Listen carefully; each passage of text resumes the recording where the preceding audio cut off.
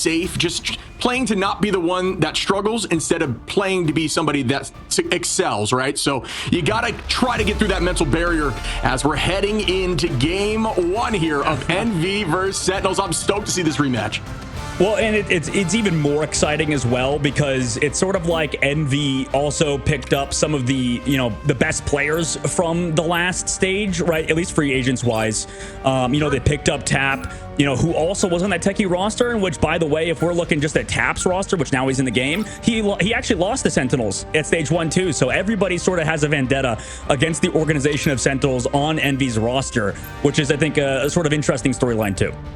Yeah, I mean, and that's what runs deep, right? There's a whole nother level to this competition as we can see the double Jeff ban off the rip. Go back and think about season 1, and if we would have ever saw this, personally, never would have thought that was going to be the case. But again, this team just super dedicated to changing things up, and obviously triple strat in the current meta is very strong. The double Mantis lock-in is also something that we haven't seen much of, as Mantis has been by far one of the most, if not the most banned hero in this entire tournament so far.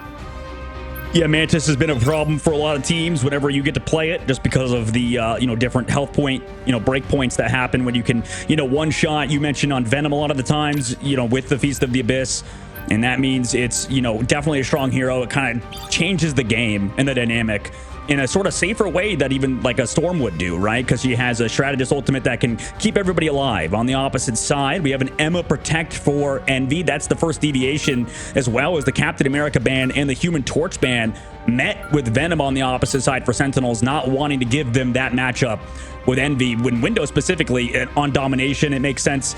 But anchor-wise, it seems like both teams are actually going to be able to get Emma unless Envy doesn't maybe protect it here, potentially, Sentinels doesn't protect it here. Maybe Envy is looking to ban it out. Yeah, definitely interesting. We're going to start seeing more of those targeted bans. Obviously, Speedery, that Human Torch, you got to say goodbye to that. But yeah, I mean, allowing Emma through here on the... Oh, I guess Emma was saved here, but the ban might come through here for the side of Envy. But yeah, getting rid of that Venom. You don't want that one-shot combination there with Mantis. Mantis damage boost allows Venom with that ultimate, as long as the tendrils connect, to go right through some of these backline strategists and get those picks. And that's just one of the combinations that are incredibly impactful here with Mantis. There is a ton to think about. So we are going to see what they elect to do as we start up here on Hell's Heaven domination. We've seen a ton of Hell's Heaven, and I'm looking forward to it with these storied teams. Let's get into it. Yeah, let's get into it. I mean, we're entering best out of 5s yet again, and they went for the Ultron ban at the very end. Envy did, and that also makes a little bit of sense. However, honestly, I kind of agree with the Sentinels take slightly, where they're not prioritizing the Ultron too much, because on domination, I mean, Ultron's good, don't get me wrong, but I think that domination is one of his weaker map types, I guess, because of the fact that, a lot of your fallback positionings are a little awkward to kind of get to. Like once you go out to these like pillars, for example, or whatever, right? Once you have to fall back, it's kind of a little bit awkward, and also those cooldowns are sort of more difficult to use than something like the Mantis in this case, with both teams protecting it. And then Adam Warlock, you can still play it if it doesn't get banned out too. So this is interesting. This is the shake-up ship that both teams didn't really prioritize these off strategists. They prioritized the Jeff and they prioritized the Ultron, but that Adam Warlock and Mantis both get through. Yeah, and I have no doubt we are going to be seeing that, as you see Nero there and Nectar going to be on the Mantis. Triple strat is run. Actually, yeah, it is going to be run there for the side of Envy, but I don't... Oh, no, we see it there on Sentinels as well. But the only difference is going to be having that Luna out there as we start now. Tap is going to be on Duelist instead of the strategist line, as that Jeff has been removed. As we start up early on in the first fight, Speedery on this off-pick will going to be on the Ultron. We've seen a ton of different Ultron choice in terms of who is on Ultron, and that is an early pick there onto Crimzo. Good focus in rotating those cooldowns there. Keep Crimzo locked in place, and that's an early pick there.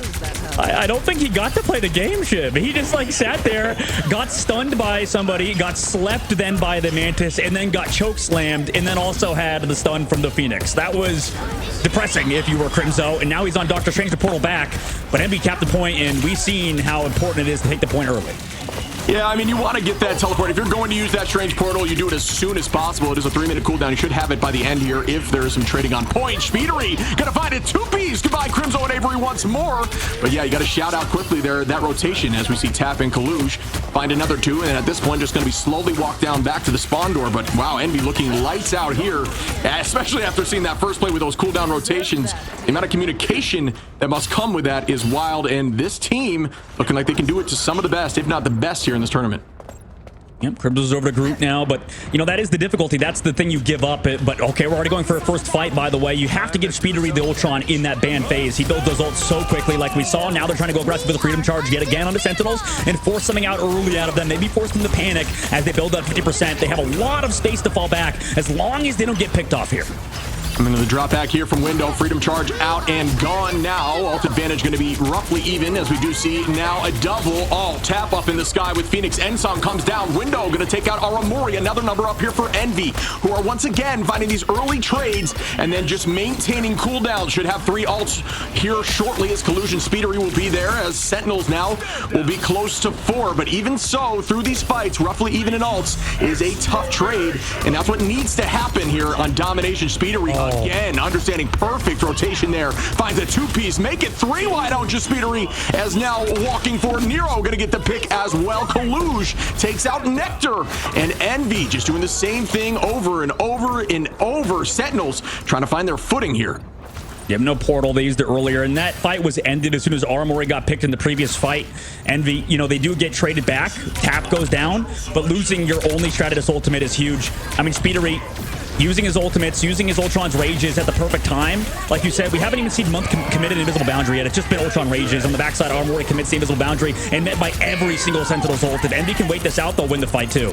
Yeah, it's all about now just dropping back and regrouping, retaking together, just essentially losing these cooldowns into nothing, as it's exactly what happens. Techie falls here from Nero, who's getting a lot of these early picks here on Mantis. Mantis, obviously known for the damage boost, incredibly strong, but can deal a ton of damage in the right hands and even a ton of healing if you can land those headshots. Tap on this high side angle.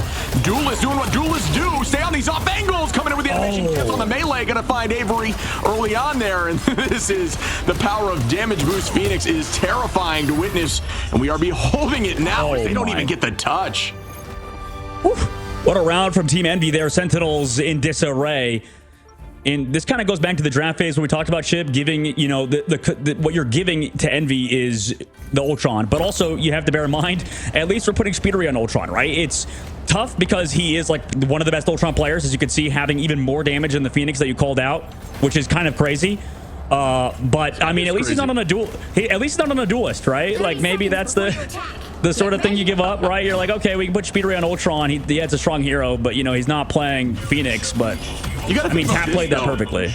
The tricky thing to think about is when you hide a pick like Tap in your roster, it gets difficult to do your homework, right? You know, granted, yeah. I'm sure when you have scrims and such, and I'm sure these teams are scrimming, you can start to do a little bit of homework and understanding where they like to play. But obviously, Tap is incredibly strong on things like Psylocke, who, you know, we will see a little more, I believe, in the next season coming up here actually tomorrow. But, you know, Phoenix still available. We see, you know, trying to lock out Speedery with things like Torch, but then, you know, every single flyer in the game, Speedery can be a demon with, and especially if you get the damage boost Ultron, which is an absolute force in the meta right now on a player like Speedery. It's what is the trade-off? It's so difficult to decide what is the better win on banning that I do not envy, if you will, Sentinels, and pun intended, as we start off our first fight on map 2. Window on the high side, gonna jump right on those strats. Bang, here we go on to Nectar. Team gonna elect to drop back together. Speedery already finds Crimzo, and oh my goodness, Tap on the 2-piece. Nero gonna find Renko. Speedery on to Avery, and this is again another just walking off the rip here from Envy. Yeah, understanding they had the ultimate advantage and Sentinels didn't have anything because they used it in the previous fight, was kind of Jover. Also, Crimson was on, I think, the Venom too towards the very end of the last round, so you know he's not going to have a Brood ult yet. And with that, I mean, Envy just kind of walks on Sentinels with their own ults, gets the fight win. Now in this upcoming fight, they also have Ultron's Rage to go aggressive, maybe force out another Stratus ult, but they don't even know, maybe. Sentinels don't even have any, right? They're still waiting. They're still trying to build up Renko's ultimate, but every time Sentinels have been forced to use these Strat ults super early. I mean, it's going to be hard to play patient because they want to keep people alive, but that's kind of the way forward, is if they slowly use these ults and maybe bait out at least some more ultimates out of Envy to get more equivalent ult trade. That's a great call out, but we will see Ultron baiting out something immediately, I have no doubt. And yes, there's the match back right there as we're out with the dance floor. Gets matches. Armori finds Zero. Nectar now going to get a pick, and that's what Sentinels need to find their footing now. It's all about closing out this point and not overcommitting. As we see a few more here, Kaluj going to pull out Sonic Seduction. Does this make something happen? Window with the Freedom Charge, essentially a strategist line all in and of itself. Going to walk down the back line, just hold point at this point, which is a strategy we saw in midseason Worlds from the team that used to be called, oh, geez, I can't even remember the top of my head at this moment, but coming through again, holding on tight. It's all about stalling, right? So that is what they're trying to do. Rad is who I was looking for in that moment. It's all about stalling. That was the communication there that they essentially said, once you get that point, use everything you can to buy as much time as possible. And that is what we're seeing now. Just commit everything, get to 65%, and now it's a one-fight game. It was so smart, but, you know, like you said, you build ult so quickly in Marvel Rivals. You know, you see teams even try to clutch up down 3 members of their team. They're ready to go in NB again, hiding around the corner for a sec. Now they go aggressive once more, but they're going to get slowed down by the Sonic Seduction. Also met by the Supernova on the top side. NB don't have straddles just yet, so this could be big. They also find Speedery too before he can build up that Ultron's Rage. And we're starting off again. Ensong Inferno onto the back line. Sentinels with no ults available at this moment. Envy not quite there either. Speedery goes down. Renko going to find Tap now. And again, Sentinels are starting to look like a new team. Reborn here, much like Phoenix walking back Envy. Will they be able to hold on and even the odds here? Pushing close here to 50%, which would put them tight up. Speedery again going to have that Ultron's Rage, but it will be matched right back as Crimzo and Armori holding on to ults. Renko and Nectar very close as well. Ult advantage in their favor once more. Now Sentinels giving them their own taste of their own medicine as we start up again. Speedery with the Ultron's Rage to initiate the fight. Does this pull out anything? We do see no one matching. Instead, just patty caking back and forth, and that is insane value. Yeah, I mean, that was a perfect fight win from Sentinels there. Like you mentioned, Speedery kind of forced out of sync there. Maybe didn't expect to go down in the last fight to Avery. And honestly, huge shout out to Armori for finding that late pick off on the tap with that force physics. But mainly, Avery has been a difference maker on Torch. You know, maybe also Speedery going down in that Ultron's Rage, coming back and through that pressure over the high ground has been doing so much on Human Torch. Sentinels going right from a fantastic Human Torch player into Ryan Amazing, now over to Avery. We'll see if they can keep up this pressure, though, as they are still down a point in the round in the map. Yeah, there should be almost a 6 stacks of ults here on the side of Envy, which will be close to match from Sentinels, who are near 5 as we start up again. Kalush is going to be looking up with the Psionic. Does not get the trance, as there was a great escape there. Still walking forward once more. Avery with a good escape on that high side. We come down with the Meteor M. Does that land? We see Ensong come through. Window going to find Renko, and that's the first pick of this fight. But everyone's pressing the Q button. Who goes down next? Numbers up for the side of Envy, and the point being held by Sentinels at 99. And that is a pick there from Kalush on a Crimson. Numbers again evened out once more, but this time a Vanguard is picked. Walking now once more, taking the space, giving the space, and just using the Q from Speedery to keep the team moving again forward. And those ults are coming back very quickly, and now Envy has the point. Yeah, I mean, these strategy ults are just coming out a little bit too late for Sentinel's side. They're going to have to reset now, even though they portaled. And also, it's one of the trap players going over to the Doctor Strange. Renko is going to be on that Doctor Strange. So they're on a 3-2-1 comp, throwing out the Groodle. I believe that was eaten by the shield from Window, so huge shield there. Envy still staying alive until now. Nice shot from Nectar. Get rid of Window before Envy have ults. Huge tempo play by Sentinels. Yeah, essentially using that cooldown to block Root and then getting value on knowing that shield is no longer around and heavy committing damage is pretty big brain plays here by a team that clearly knows what they're doing. Sentinels locked in now, still holding that point. OT is ticking and they're still able to maintain position. Portal goes out. Techie and Avery, though, are going to find a 2-piece again. Sentinels now looking heavily up in numbers. Window low in HP at about a quarter. Goes right back as the strategists have full focus. Supernova out as this closed down as everybody's back and forth now. Avery on a tap, and that's an early pick once again from Sentinels. Envy down 3 now. Will they get shut down? Looks like they will. Map 3 is coming up here shortly. We have a 1-1 series, folks. I love that. I mean, I did not think that Sentinels had a chance in the world to win that fight, but because they knew the ultimate charge, because they're reading that so well, they're all tracking as a team, they were, you know, able to take advantage of Envy's positioning and to sort of wonk at them too. So, you know, even though the composition isn't necessarily, you know, favored, I guess, when you switch your own, when you switch one of your own triple strategists over to Doctor Strange, it works out if you play the old game well. So great work by Sentinels there. They were able to capitalize on the Ultron, I think, so many times. It was it was hard for Speedery to really get set up, and that's off of Avery. I mean, look at his damage output. Look at, you know, how much he's doing on Human Torch. But the team, more importantly, is playing around him well. We'll see if they can keep it up. It's all tied up 1-1, Shib, on our very first map, and you called this out earlier. It seems like because of the games that happened today, 3-0, 3-0, that kind of bodes well for these later games that might be a bit closer, obviously, for us, but I'm sure these individual fans are going to be feeling the pressure of Sentinels and Envy. Absolutely, and one thing to note here, just taking some advice into ladder, if you are going to lose a map on domination, lose it with alt advantage, and that will give you that early fight that we talk about being of such importance. As you can look now at Envy, holding on to 4 alts ready for this next fight, going to be matched by 2, almost 3 from the side of Sentinels, and that's why sometimes when you're playing domination and you know, have a comeback win, and the next map feels like a roll because they will be holding on to those alts and come through heavy off the rip. But let's see if it works out for the side of Envy, as Kaluj is looking for a flank play here, and on the high side, going to break down those walls as you should. Equipment needs focus, especially things like Namor Squids, and now the whole team pressing the point, using those walls to buy and own space. Speedery now going to be launching Ultron's Rage directly on the back line, gets matched right back by the Solar Surgeons. Whole team now walking forward. Up we go with Ensong here from Tap, that lands on and is followed up onto Nectar. Down goes 2 more as Envy gets that point, or at least the space so far held early, trying to stall here from Avery. Avery is going to fall again. Envy now has the point early on.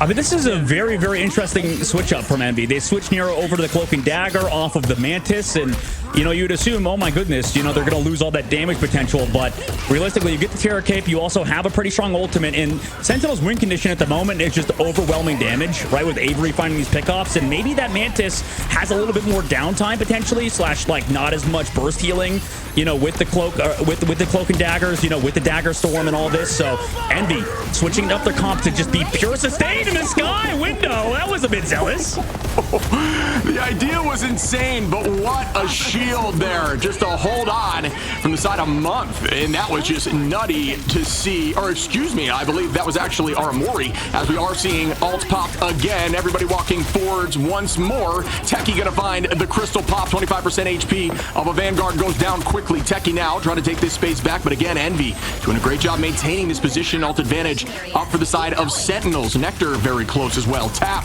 there with Speedery, who seems to have that Ultron's Rage every time I look up at the screen. Tackle goes out there from Techie. Everybody still holding on as we see Invisible Boundary popped once, and Aramori trying to take that space back. Out we go. This time it is going to find a little bit of value as Nectar takes out Month, and Crimzo with a nice strangling prison there is going to get that early pick. Kaluj trying to match it right back with Psionic, but again, 72% on here for Envy, doing what we discussed in that last map, just holding point for as long as humanly possible, and then recommitting with 1 alt fight to end the game.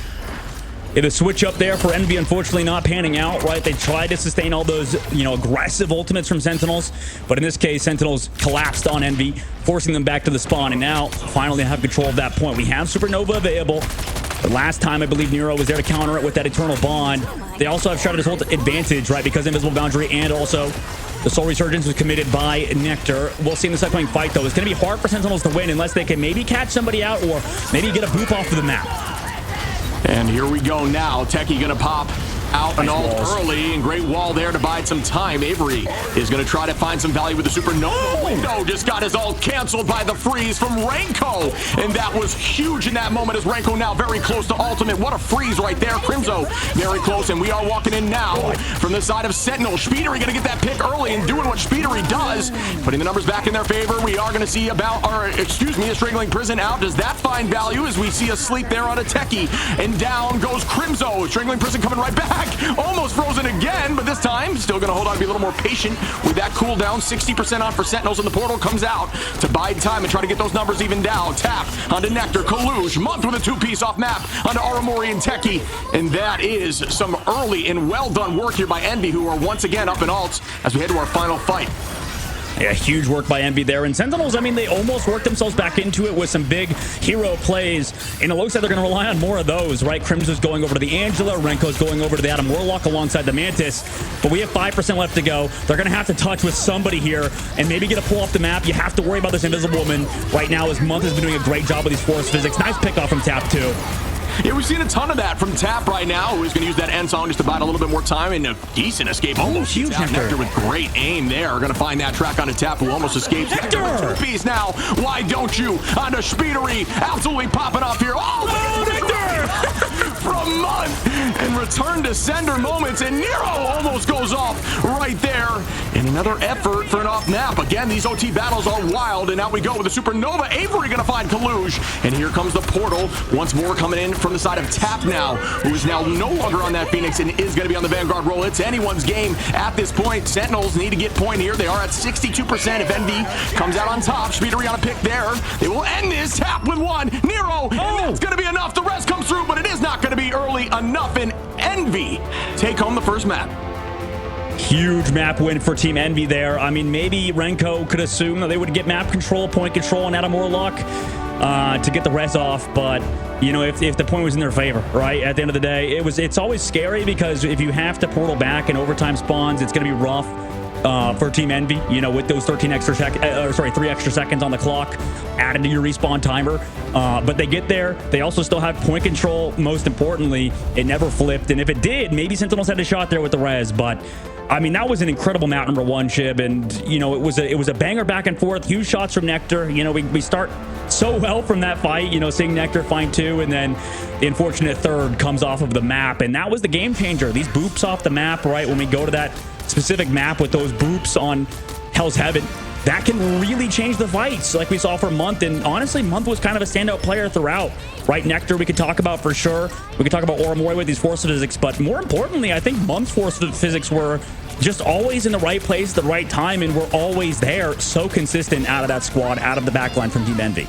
Yeah, and ending there with a 2-piece on the force physics was massive. Agreed. Yeah. Big love there to Month. 29k healing over there, but Armory 40k there, which is the most by almost 5,000 in terms of just raw healing numbers. But that is not exactly what matters. I mean, although you do get ults quickly when you are farming those healing numbers, it's not about the stats. It's about the W, and Envy always coming through in the clutch there. Still had another fight in their pocket if need be, only succumbing to 65% from the side of Sentinels while they clutch it up. And Nero going to get that MVP.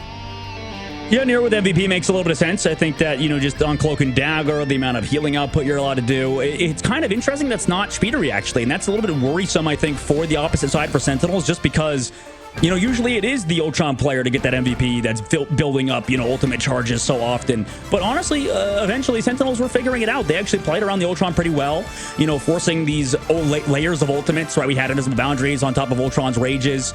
There was some great work, honestly, done by Sentinels, some big leeway, and it honestly does matter, shit, because when we talk about Envy, this is a team that's super good on domination, right? This team, at least in the group stages, was great on domination throughout. That was really not one of their weaknesses, right? Except when, you know, they were against FlyQuest, for example. But Envy had a flawless group stage outside of that game versus FlyQuest. And on domination, I think it was one of their best map types too, even though they can sometimes start slow.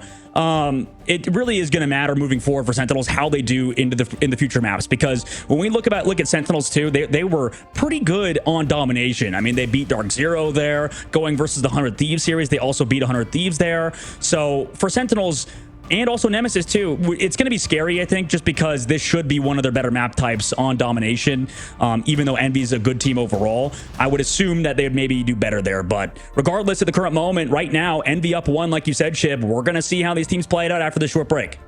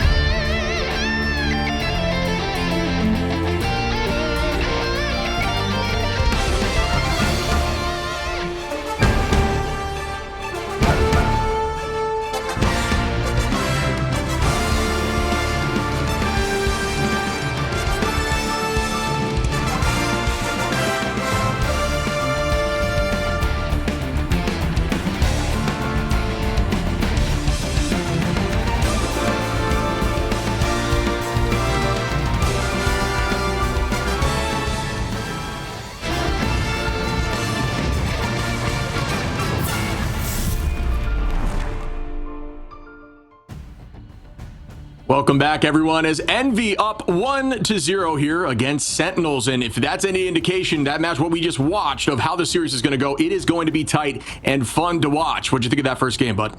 Yeah, that was a super fun one. I think it was back and forth. And for Sentinels, it's a little bit rough because, yeah, they were kind of solid on domination at points. And, you know, as a newer team, you would hope that's our strength, right? Because synergy is always a big thing. But, you know, when we look at the last map, Shib, I think you brought up a good point, at least during the break. We were talking about Adam Warlock and, you know, in that situation on the third round, when they go for the res, they didn't touch the point. I mean, can you talk about the effects of Adam Warlock, I guess? Maybe when we talk about him on Convoy and Convergence, you always think the character's better on those map types rather than domination, right?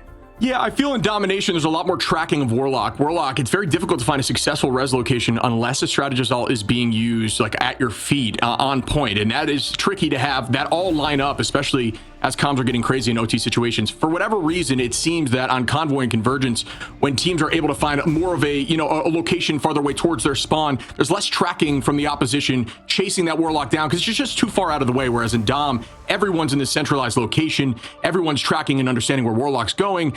And in that situation, you're forced to find more obscure spots. It takes more time, and it does lead to situations like that where you're just unable to get there with the res, where, you know, if you're somehow able to hold on with an ult, you could have resed on point and still maintained. It's just tricky. So that's just what I've been seeing so far here in stage 2. Yeah, no, that's a great point. I think we'll probably see some change-ups, I guess, going into the next map just based on what we saw there. I imagine you'd probably agree with me, Shib, where, you know, like you said about Adam Warlock, maybe we let that go through, sure, but just because of, like you said, on this map, it can be strong, but also, I guess, on the same, you know, sort of tangent, Ultron has been great on these maps, right? And Jeff has been a priority for both these teams. We'll see if that changes when we go to Symbiotic Surface, which is our next map. Sentinels is taking us here, and our lovely stats man behind the scenes and overall producer and Patrick and EFG kept track of the fact that this is the first time Envy's being taken to this map, and Sentinels is 1-0 here, right? So they think this is a favorite map for them, at least against Envy.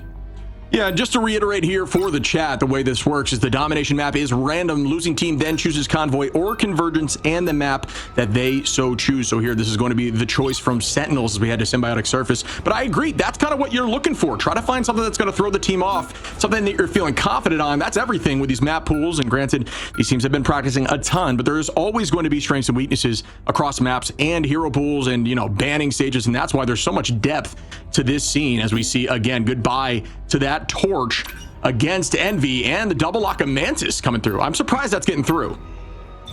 Yeah, it's definitely been something both teams are fine with getting, maybe because of, like we said, we saw in the last one. I mean, they even swapped off the Mantis at one point. So, you know, this kind of has been the thing that's carried over, I guess. You know, the evaluation of Mantis, right? She was sort of the currency of this game, I think, seen as one of the strongest heroes, right? And was like a must ban.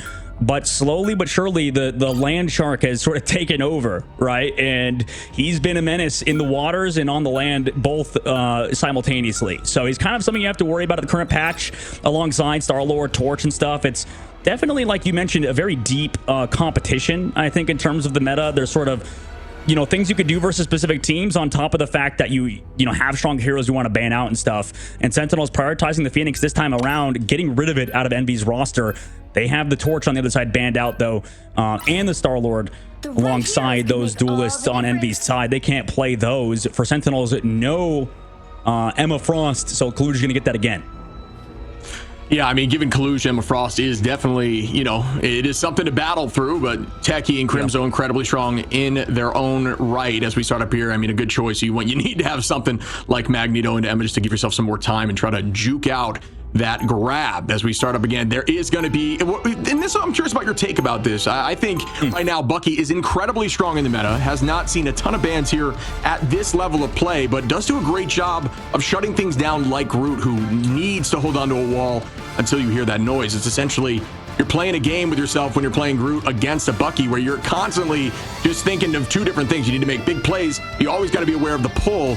So I'm curious on your take of Bucky right now in the meta. Do you think he is up there with Torch in the conversation, Phoenix, or you think he's way lower in terms of meta? Yeah, we saw last series FlyQuest, or first game, sorry, of the day, had energy on Bucky just going ham, right? But also, you know, energy is one of the best Buckies in the game, right? And I think his Bucky stats-wise as well does even better than his Phoenix in ranked. If I remember right with his stats, a big stat we look for at least analysts in the scene, when you're looking at good players on ladder, a big stat you look at is the damage per 10, right? How much you're getting. Deaths per 10's a big one there, but it doesn't show casualties, I believe, per 10 on the ranked leaderboard ladder. You can correct me if I'm wrong, but at the moment, you know, damage per 10 is a big one. Same thing with final hits per 10. But at the current moment, yeah, energy was crazy on Bucky, and I kind of agree with you. It's sort of interchangeable with the Phoenix, but this is a sort of a game to show that, right? Can Speedery and Bucky match Avery on that Phoenix? Because that was banned out for Envy's side. A lot of duelist prioritization, forcing Tap now over to that Mantis. And you're going to see just standard nature here, something to bring in a ladder. Everyone in the team is trying to duck near Window's healing wall. You get one of those heals, and then you go through the fight, and you'll give that group all incredibly quickly. Was almost at 70% there, but does fall early as Crimzo gets that pick, and now Sentinels heavily up as the team drops back together. And this is a decision you will see a ton of this level of play. You get that early pick, just reset and come back in heavy. Using this to break down walls. Kalush gets walled off, though, and down goes two Sentinels coming heavy and take the point in record time here. Walking back Envy. Yeah, I mean, it might be too early to call because, you know, it kind of shows up in the end of maps how, you know, the ban phase sort of goes. But, you know, because it depends. You can snowball through the second phase of this game. Same thing with the first. So a big gap maybe for Envy at the current moment is it's very interesting that Speedery is the one over to play the Bucky instead of Tap, right? I would assume, okay, the guy that just played Phoenix probably should also play the Bucky. But no, it's Speedery going over to the Bucky, Tap onto the Mantis. So you know, theoretically just changed two entire roles just through that one ban. And that may be what Sentinel's going for, right? Maybe making Envy having to think a little bit more could give them an edge. Yeah, and we talked about the success of Warlock on maps like this, Convergence and Convoy, and again, we see Renko over there on the Warlock. Meteor M goes up. That one does not land here from the side of Techie. Sentinels have almost everyone with all at this point, but we'll see the same thing for Envy. Up we go with the end song, just essentially just biding time, waiting for some sort of play. Going to commit now, right onto the back line. Aramori going to find Window, and again, they are up in numbers, and out we go with a few ultimates now. Silver Surgeon's going to be matched right back. Nectar going to launch up Tap as well. Month going to copy here and walk them backwards as Sentinels is going to retreat and regroup. Window coming back from spawn as the team is at this point just stalling, biding more time and trying to build some ultimates as everybody committed the Qs, but they were just back and forth trades. Kalush now trying to get a few walking, and they do, but Avery with a nice pick there onto Kalush. Put Sentinels up again, who are woken up. They are ready now as Crimzo takes out Speedery, and they're keeping this train rolling right to the spawn here of Envy, who are just losing these points quickly. Sentinels definitely popping off here after those early domination matchups. 100%. Sentinels momentum shifting in their way. Kalush teleports back. I need to see more out of Speedery on Bucky, and okay, he's going over to the Wolverine now. It's a change up because honestly, he wasn't really hitting those hooks. That's a big part of Bucky's kit, is hitting those hooks, right? And Cal, I think, is a really good Bucky. So it kind of is odd not having him in the lineup, making Speedery play it. And now he's going over to that Wolverine, but has to deal with an Invisible Woman on the opposite side for Aramori. It's a tricky part of having a ton of talent in the duelist front, is that there is always going to be someone on the roster that can do something just a little bit better than another. So it's just a decision of what's going to get through the ban phase. Nectar, there, and that's early on as Sentinels. Up we go with the from Techie, and that slams in. Yeah, what a eat by Techie there onto that Strangling Prison. You talk about fantastic tank play, Shib, all the time, and here it is. Right now, Sentinels are just walking on Envy, right? They get Crimson over to Groot, they put Techie onto that Magneto, and it's exactly as you said. Huge work from them. They actually swap over the Comp Foley ship. They're going over to that Psylocke and Emma. So Envy trying to sort of figure something out, and that shows, I think, Envy's draft phase, or sorry, Sentinel's draft phase was very good, that we're making Envy think so hard in this third phase of the map. Yeah, 4 minutes on here as we head to the final point is a ton of time, but this is very much a defensible position. In the olden times, you know, of Rivals, we saw a lot of Strange portal off of the spawn, and that did help with some of that spawn advantage, but we likely won't see a ton of that now unless something crazy happens towards the end of this matchup. Now, whole team going to drop back from the side of Sentinels as ults get popped here from Nero. Out we go with the Eternal, and Ed is walking forward, but doesn't find too much value on the follow-up just yet. Sentinels holding on with almost 5 ultimates available, as we'll see 4 from the side of Envy, who comes out on top and who overcommits ults. We'll find out shortly. Speedery now going to be over here, changing it up on Psylocke. 2 very strong Psylocke players here on the side of Envy as well. Kalush with the sight, but does that land? Seduction does not get any value as Qs are going out, but not a lot of of enemies are going down. Now we go with the end song this lands in. Does this one find value? It does not, but strangling is huge here. Finds a few. Out go Crystals to keep the team healthy. Window. Nectar gonna find Speedery, and this time Sentinels come out on top early. Kalush turns that right back though. Numbers even down. Out we go with the Eternal Bond. Does this one land? Shield goes up. Avery, Renko gonna res back our Amori, and now Sentinels using that res their advantage, up heavy in numbers, walking towards the spawn door again of Envy. I mean, they're picking on Speedery right now, right? It's because when we look back at that ban phase, they banned out 3 duelists, right? They banned out Torch, they banned out Star-Lord, and they also, well, actually not 3 duelists, but they banned out, I believe the Jeff and the Ultron, right? Like, so many characters focused towards Speedery's hero pool at the current moment, forcing him onto the Psylocke and Emma. And right now, I mean, they got to figure it out. This front-to-back style Sentinels is working at such a high level, and they have ultimate advantage too. Envy has to hold on now with that Captain America. They've also swapped Cap over to the Bucky. Yeah, and there's that change. They're looking to make on the defensive change up the pacing a little bit. Nectar going to start up here. So Resurgence and the team healthy, walking forward. Everyone ready for this next fight. Aramori holding on to ult here. No ult quite ready as Kalush will be there very close. Almost goes down at about 5% HP. Ensong Inferno comes out. That lands on the back line for Avery. Going to break some of that equipment in terms of walls. Speedery going to start up Kalush now. Trying to Psionic. Finds one. Window going to take out Renko. Kalush onto Nectar. And out we go with another strangling Avery. Gonna find Speedery. Renko rests right back. Does have that passive ready, and they are still holding on. Sentinels doing a great job on these retakes after losing numbers early. Yeah, but Envy's holding on, right? They still have that point control, and it's, as you mentioned, Avery over the high ground. Avery's been doing a lot on Phoenix and throughout the series, so that's definitely a player we have to keep watching out for as we have 1 minute and 30 seconds left to go. Envy still hold on, though. You can never really call it with these third-point ship. It just is so easy to retouch as soon as you get a hold, right, with these spawn doors. But we saw in the Rad series, teams eventually get whittled down sometimes, even with no time left in the bank. We'll see what happens as Envy have 1 minute 15 seconds left to go. They have shut ults to hold on, but as the Sentinels have the combo alongside Magneto and Ensong Inferno. Yeah, I think you're right. This is a great example of the power of Phoenix right now in the current meta, which is banned out for Envy. You did make a great call there. 3 duelists gone as we see Phoenix, Star-Lord, and Human Torch are no longer available here for the side of Envy. And there's a ton of stuns out with the animation canceled for the melee. Avery going to find Kalush. Monk now going to be taking out Avery again with that Force Physics. Speedery onto Renko. Renko likely does not have res quite yet. Avery going to find Tap. And again, Sentinels up in numbers, but out we go with the Eternal Bond. Nero going to drop backwards and head towards the team, staying healthy. Avery trying to find this pick, and again, all of that 4 minutes is now down to 30 seconds, and ult advantage going to be slightly here for Sentinels. Strangling Prison could be massive here. Will it find value? Will it find value? That's going to be a big point of emphasis. Crimzo walks forward, does get that speed, and also going for the Mantis. On the backside, Kalush falls so low, but they actually, the cart, I think it has blocked the ult from Crimzo, but they still find Window and Speedery. Yeah, that's a 2-piece. Kalush going to be taking out Avery, though. Numbers close to even. Nectar now on the Tap, and that puts them up again by 2. Will Sentinels be able to close this out? Pushing all 3 and giving them peace of mind on the defense. It's very close as Techie takes out Kalush. And again, we're holding his Month now. Oh my God. Invisible boundary. It gets matched. The Venn diagram is out as our Amori commits. Crimzo onto Month to get rid of that boundary. Out we go with the dance of the butterfly. Everybody pressing Q. Who comes out on top? Up goes Techie now, who finds Speedery. Nectar on a tap, and they push it through all 3 points. Sentinels with a great attack. Yeah, what an attack from them. 2 things there, Shib. At the end of the day, right, Sentinels, it sort of was a repeat of the series we saw earlier with Rad yet again. Not to bring them up too much, but, you know, they had like 4 points end of Araco. This one, they had 3 points the end of Symbiotic Surface, and then they eventually get collapsed on, right? It's just too many ults to worry about. Also, like, we see the advantage of playing a triple Stratus comp versus the 2-2-2.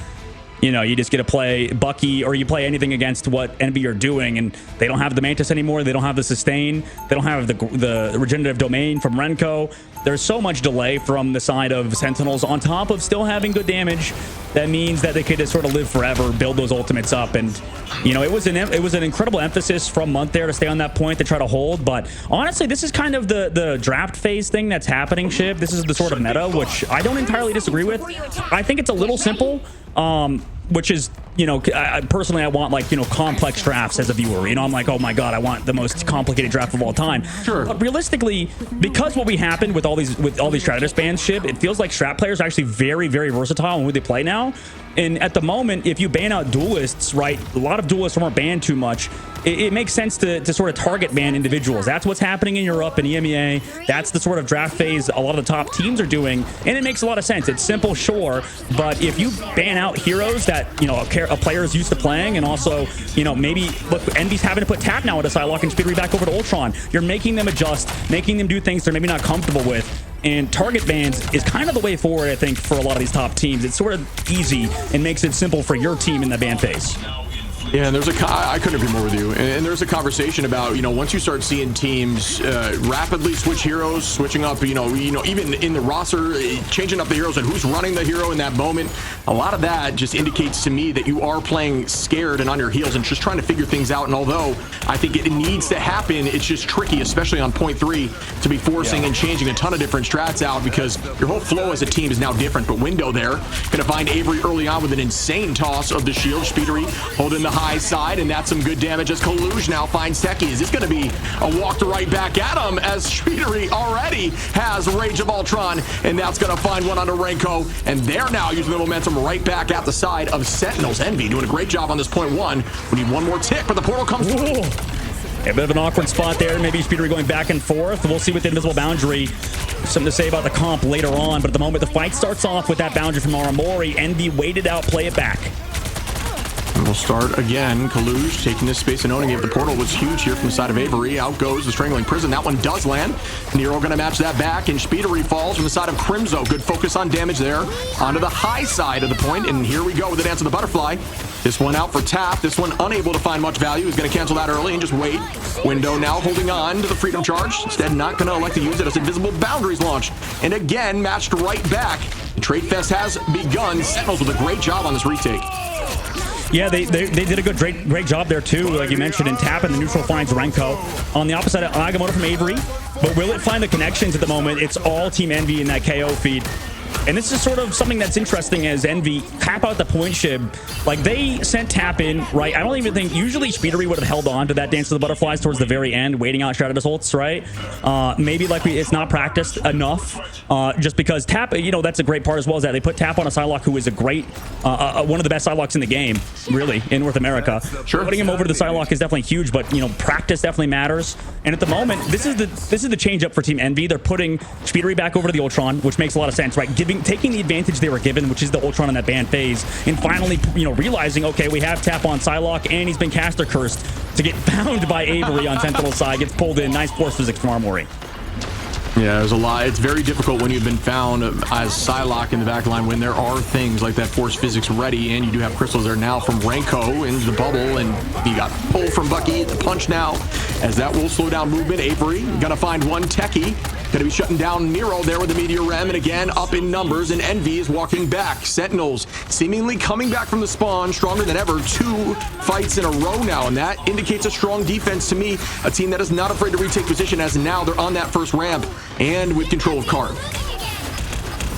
And if we see, you know, Sentinels lose this to Team Envy on the attack, all you can do is tip your hat to Team Envy, right? I mean, at the moment, they are on sort of an odd composition for them, at least, right? I'm sure practice-wise. So ban phase definitely goes in favor of Sentinels. We'll see if they can keep it up, though, with 3 minutes in the streets phase. Envy still have time. They also have a lot of ults to deal, maybe with this Strangling Prison from Crimzo. And also, Envy can just sort of stall it out, right? That's the biggest strength of this comp. They have so many basically Stratus ults. They have 4 on their side. And here we go again. Window doing some serious work here on Cap, just all over the place. That's doing what Cap does, and that's just being a nuisance in the back line, and then coming back and protecting your line with that Freedom Charge. Kaluj steady at 100 charge here, folks. For those who don't know, double damage when you're at 100 charge, so it is worth sometimes using Diamond to hold on to that charge. Nero falls here from Avery as Sentinels get this early fight pick again. Double Qs popped here from Speedery and Kaluj. Does this one get value? It's looking dangerous here for the side of Sentinels, but Nectar with a great counterall, 2 for 1 if you will. Now Aramori gonna pop Invis Boundary, keeping the team healthy, and they're doing a great job on these trades. Envy only having 2 ults, and out goes that Freedom Charge. This should be enough, but Renko gonna copy up and walk them right back. Will this be enough to counter the Cap Charge? It looks like it will at the moment, and these ults are being traded so well here back and forth. Yep, Speedery going down. I mean, there's one for one. Meteor M in the high ground gets deflected, I believe, by Nero, but at the end, or by Window. But at the end of the day, Nero goes down to Nectar. Right, and at the moment, I think this Loki advantage has been huge, right? We see so much value coming from this Loki team up alongside Groot and the Mantis. This character, I think, really has been on the come up, even after the nerfs. It's been a constant thorn in the side of a team that doesn't deal with it, right? This character, I think we saw some bans super early on, but not as much recently. Sure. And honestly, I wouldn't hate, banning it again just because of how strong the Loki's been. Renko keeping this team constantly healthy with those domains, also, has that copy onto anybody he really wants. And Envy are even going down through Groodle and stuff with the Mantis ult from Nero. There's so much damage output right now by Team Envy and Sustain, or from Sentinels. Yeah, I mean, we've seen teams run it. Cooper was running a lot of the Loki there, and I agree with you. I think Loki, just the understanding of the nerf put a bad taste in teams' mouths, but, may not have the same KO potential, but still very strong with those cooldowns. Kaluj, though, going to find a two-piece now. Sentinels going to be forced to hold on here with the boundary. Ult's going to be launched here for Kaluj, mid-boundary, trying to force the team backwards, and it does take this space as two should be walking here now. Aramori with some good positioning. Unfortunately, not enough healing available to stop that from happening as Window gets one. Speedery and Tap find two more, and now Envy are walking, but it is now down to one fight territory. Forced portal here from Envy. Will they be able to make this happen? Heavily up in ult advantage. You can see how greedy Sentinels are being, right? They literally thought they had enough healing to live all of that damage from Team Envy in that last fight with Renko, but they lose two in the middle of the fight before the invisible boundary comes out. Now renting last fight territory in this second phase, where honestly Envy have overwhelming advantage. We'll see how Sentinels can react. And here we go now. Resurgence is popped. Nero walking in. Window doing the same. Out we go with the Feast of the Abyss. Tap now with the Dance of the Cutterfly, if you will. Nectar now with a Resurgence. Renko copying up, making sure the team stays healthy, making sure that ult is not used at the same time in perfect Window fashion right there, happening at the exact moment that goes down. And Speedery going to keep that moving. You cannot eat the damage from the laser here from Ultron, but you can eat the ultimate damage there from the Meteor M. Good focus there by Speedery. That turn was insane to keep the team healthy. Is going to fall, though, from Avery with a great crack and impact. Will this be enough? Avery going to find two, make that three. Do I see four? I do. Avery with the penta to clean up here from Sentinels to shut it down and force the win on game two. Huge work by Avery at the very end of that map, and to get it done for Sentinels, tying up the series 1-1. And that's a flip they desperately needed, Chib.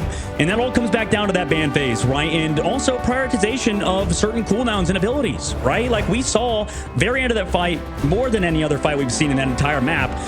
What was at the end of the fight for both teams, Shib, ultimate-wise? Ultron's Rage, and then on the opposite side, we had the Kraken Impact, and then another, I believe, Strangling Prison, or Meteor M, I think, from Techie, actually. Like, they had better ultimates at the very end, and that's primarily because, I mean, it's not that Tap is bad on Psylocke. It's just we know what Speedily could do on that Psylocke, right? We know what he is capable of, being patient, waiting out those ults. That's why he's one of the best duelists in the game. Tap as well has potential to sort of be in that same boat, but that is the last ultimate you want to see up for your team is the Ultron's Rage compared to on the opposite side, the Kraken Impact. I mean, sure, you get value out of Ultron's Rage, but you can't really turn a fight with it, right? It's sort of like one of those ults where you can, maybe force out Strat ults in the opposite side and stuff. But realistically, the last ult you want to have in that fight is going to be that Dance of the Butterflies, the ult that can actually, collapse on all of these targets. And if you just Ultron's Rage, it's good and all, but Sentinels have the, higher impact ults with the Meteor M, with the Kraken Impact towards the very end, and you can see they took full advantage of it. So honestly, one of the best draft faces I've seen in the game, in the history of Ignite. So great work from Sentinels, and we'll see if they can keep it up on the next map, because Sentinels have a lot to think about after that one. Yeah, I mean, just great work there by Crimson McGrady, right? Talking about those ban phases, very strong. And I do agree there that Ultron's real value with that Rage of Ultron is forcing out Stratline ultimates. Does not do a great job of maintaining position on point, especially at the end into a bunch of ultimates. If you look at Avery with that clean penta, what a battle there. Crimzo going to get the MVP with 34 KOs, only falling 3 times. And that is just a positioning diff right there. Yeah, I mean, it feels a lot like Belatra, right? Crimzo just had the full royal flush. I mean, they get the Loki, they get the Mantis, they get the Groot, you get the full team up. And, we don't talk about teams that much because they're sort of like an extra, like, cherry on top to things most of the time. I mean, some team ups are absolutely crazy, but, that team up gives so much healing, right? It's just crazy. Yeah, I mean, it is very strong. It does just farm ultimates. And, you know, we will be seeing some change up to some of this healing coming in the next patch here rolling through, and that will be exciting. Curious to see how that shakes up the meta. I do like that thought process. Something to think about, as I know triple strat is very difficult to go against, and teams are trying to find ways through it. But, you know, just like we've seen with changes, bringing back Loki, things are still developing. We've even seen Thor today a few times. So there is stuff that is still being developed in the current meta. So we may find ways around it. But again, there are a bunch of new changes coming into the game that will be introduced here shortly. Very much looking forward to that. And Daredevil, which, you know, I can talk about all day long. He is so cool. Yeah, I know I'll be farming drops not only on the twitch.tv/Marvel Rivals Twitch channel tomorrow, but whenever my boy Shib is live, I definitely gotta be farming my drops, baby. So that's coming. And honestly, Shib, you know, we'll have to see what happens in this ban phase, because really what countered Sentinels last time, and Sentinels still won, by the way, was they banned out Crimzo's hero pool, right? So, you know, we'll see if this happens for Envy. Banning out maybe Crimzo, maybe a specific player could be a smart idea. I wouldn't mind it, but we'll see what happens between these two teams. We're all tied up 1-1 now, Shib. Map number 3 coming up after this break.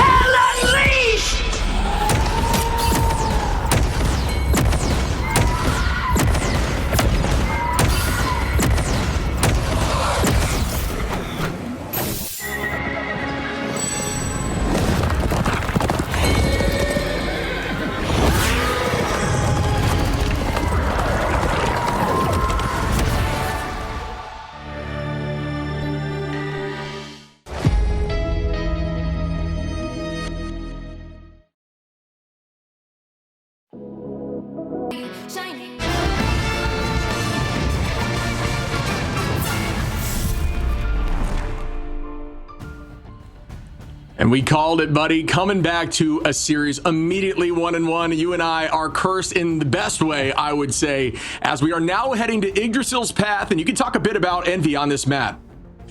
Yeah, this is theoretically one of Envy's, if I look back at the history of it, I mean, they've only lost on this map, which is kind of interesting, but it is to FlyQuest. So small sample size from the group stage, somewhat, right? They actually won versus Envy, or versus FlyQuest on Central Park, but that is a map that FlyQuest wanted to play on, right? At the end of the day, they picked it because they were, you know, in that series going down in it. But at the current moment, it is still, any pick would be a good one, right? At the moment, unfortunately for Sentinels, they just haven't been good on Convoy, right? It's just because it's one of those maps that's a little bit harder to work on as a team, I think, Shib. And, you know, it's sort of something that they're working on as a unit because it's a brand new squad. Now it's been nearly a month, basically, since they've come together. But Convoy is still one of their weaker links at the moment, and it's one of Envy's strongest points. So if Sentinels were to win here, that would be huge. Yeah, I mean, and then we get into the conversation. We talked about successful bans. There's no doubt that triple is going to be run off the defensive side here from the side of Envy. I mean, I know that Sentinels can absolutely run that composition as well, and they will be doing so, but now it's about what triple comp do you want to go into, and what do you think is the least impactful? And I think that's what we're going to be seeing changed up here in the bans. I know things will say relatively similar. I'm just curious to see if that takes into effect, because they've done a great job of holding point one here multiple times throughout Envy's career as a team. Yeah, I think we need to talk about the ban phase, right? Because sometimes, I think Moxie has said it many times over in EMEA, some teams just kind of lose at the ban phase, right? You can have a really bad ban phase and there's not much to say, right? If we talked about that series, at least the thing I would say was that, yeah, I mean, Sentinels kind of dominated the draft, which is not something that I think we could say last week. I feel like Sentinels were a little bit too conservative last week, right? They kind of banned the same things over and over again. Now it is a best out of 3 compared to now, which is a best out of 5, but regardless, that's kind of the way I thought Sentinels lost last week, was the ban phase. And this is a difficulty that we've talked about for Envy, is they kind of, for a lack of words, they just kind of suck at the ban phase, right? So, you know, we'll see how they do. I wouldn't mind target ban specifically, like I said. trying at least banning out Crimso's hero pool, banning out specific hero pools, maybe taking each specific map to do that wouldn't be a bad idea, Shib, just because, you know, you have a lot of maps to work with. You can figure out maybe the weak link in that sort of flexibility meter like we've heard of from a lot of players. Yeah, absolutely. And just like we discussed, we will be seeing that Vanguard prioritization here as we are going to have to lock in that Strange, which guarantees and enables that triple comp because you need that portal. It is a necessity to make it work unless you just do a really good job forcing Stagger on point and with one who gets back to point quickly with something like Venom. But outside of that, the Strange is a must as we do see that double lock in. So that strategy is going to be guaranteed here as we head to Idrisil. And goodbye to Torch again. That has been the consistent ban here from the side of Sentinels. Yeah, I mean, I don't mind the Doctor Strange ban, but, you know, because Protect rather, both teams get it, it's, you know, kind of interesting. But, I mean, this makes sense for Envy. Envy's also, by the way, I think done Vanguard bans on Convoy anyways. So this is not really, like, targeted towards Sentinels specifically, which is something I'm a little worried about long-term if I'm an Envy fan. For Sentinels, I would feel a little bit better about it. They're going for that Vanguard ban that we talked about, but I don't know if it's for the right reason, Shib, and that's kind of something that I'm going to keep an eye on, I think, in terms of Envy's ban phase. Yeah, I love it. I think that is something to keep in mind, and I'm sure teams are still trying to figure everything out. There's so much complexity to this level of play, not only in the team, but like you're saying, in the bans, in the selections of who's going to be on the roster, especially when you have so much talent on the bench. It's just, there's so much going on. It is such an insane chess game, and that's what Rivals does great is team play is everything, right? You can absolutely succeed in the neutral, but you need to be cohesive if you want to get the wins. And especially as we move forward in this tournament, teams are now those teams, the teams that play incredibly well together, that are storied, that have time together. Sentinels with a little bit less time, but are now looking even better than ever as they looked very clean on the last map. And we are going to see that Torch ban match right back. Goodbye to a few Vanguards, and that's going to be Magneto and Groot here as Envy's making sure that is removed from Sentinels, who are electing to get rid of a few strategists and holding on to the Jeff. Yeah, I mean, they got rid of the heroes that are strong in the 3-3 comp and the triple strategist, triple Vanguard comp. And then they banned the Torch last, Envy does, because, I mean, you can't ban Cap and you can't ban Venom. I mean, you could, but the thing is, though, you know, usually if you're banning out those sort of dive characters late, you kind of want to synergize them together, right? You maybe want to ban out, well, they do get that Jeff Protect, which is interesting, and you give them the Venom Jeff team up, which is going to be something we have to think about later. And honestly, I would say that, you know, Envy's draft phase has been pretty good. Like, I like that. They get the Jeff now. And if the thing is, if Envy goes for that Venom ban, okay, great. They still get Captain America. You know, they still get those dive heroes. They're not really a big problem for them. But, you know, obviously we don't get the Emma Frost because it was banned out earlier on. And for Envy, I mean, they do target the Vanguards. They do get to play well against that triple Vanguard, triple Strategist composition. But let's see how it pans out long term. They should theoretically be a favorite on Ninja Soul Path because of the history of both of these teams and how Envy does on these map types and how, you know, honestly, poor Sentinels does. But, you know, you kind of got to shake that off as a player, I feel like, Shib, and as a manager of a team, as in a coach, you kind of got to go, you know, map 1-to-1-to-1, right? You can't really think about, you know, our win rate on certain maps. That's on the coaches, and you got to lock in for this next map, which is Idrisil Path. And if Envy were to lose here, that would be a huge momentum shift in favor of Sentinels. Absolutely, and especially this crucial moment as we are now in the playoff stages and you get knocked to that lower bracket, and before you can think about it, the dreams of making it to Atlanta are gone. So everything is now on the line here for these pros as we start up. And now, I believe we saw at the moment Nero was going to be on the Ultron. We'll see if that changes here as they start up. It looks like it is going to be the case. And just to show you how diverse the team is and willing to handle virtually every hero, Speedery going to be on. We haven't seen a lot of this, but this is crazy to see the Iron Man play as you have the double flyers up here off the rip. Yeah, I like it. Envy's willing to do weird stuff like that and put Speedery on sort of carry heroes. In Iron Man, one of those, Avery, beamed down by the unit beam in the sky. And, you know, what do you do about that? You get rezzed by a BRB because you got Rocket Raccoon. So they're still in it, Shib. And the thing is, they don't really have a good anchor on Sentinel's side. They're going to be all characters that can sort of dive around, but nobody can really secure that objective. So we'll see what happens as we move forward.